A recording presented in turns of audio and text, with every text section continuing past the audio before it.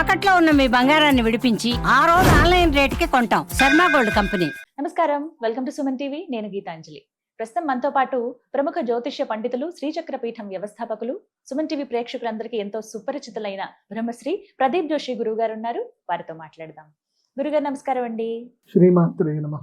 గురుగారు 2026 సింహరాశి. సింహరాశి 2026 వీళ్ళకి ఏదున్నా సరే జూలై వరలక్ష్మి వ్రతం వరకు అనుకోండి.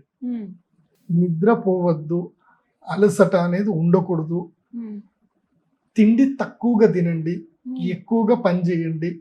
రోజుకి కంపల్సరీ ఇద్దరినైనా సరే బిజినెస్ మ్యాన్ని కొత్త వాళ్ళని కలవండి. కంపల్సరీ శుక్రవారం పబ్బులకు వెళ్ళండి, శనివారం గుళ్ళోకి వెళ్ళండి. అలా చెప్తున్నాను, అట్లా వెళ్ళారు, ఊరికే చెప్తున్నా జోక్గా. అంటే నాకు అనుభవం చెప్తున్నా అండి.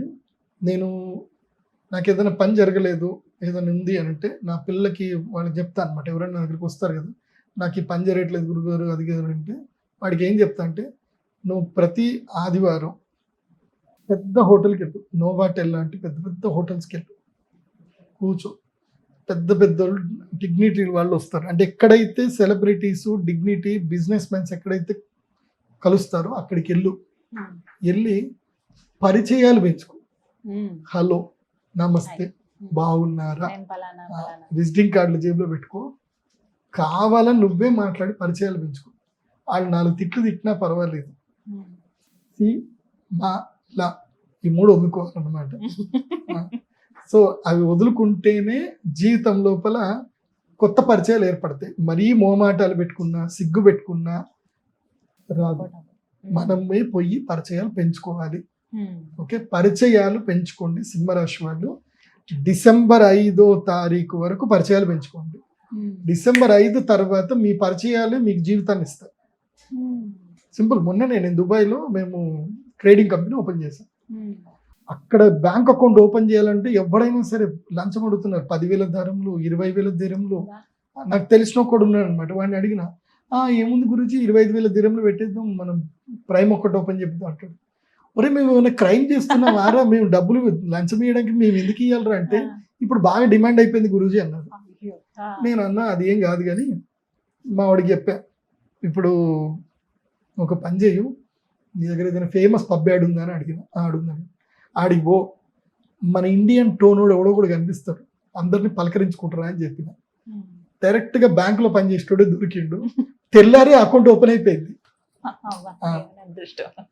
అది బాగా గుర్తుపెట్టుకోండి. అందుకే మీ సిటీలో ఇప్పుడు హైదరాబాద్లో నోవాటెల్, పార్క్ హయత్, ఇట్లా కొన్ని పెద్ద పెద్ద హోటల్స్ ఉంటాయి, ఐటీసీ హోటల్స్.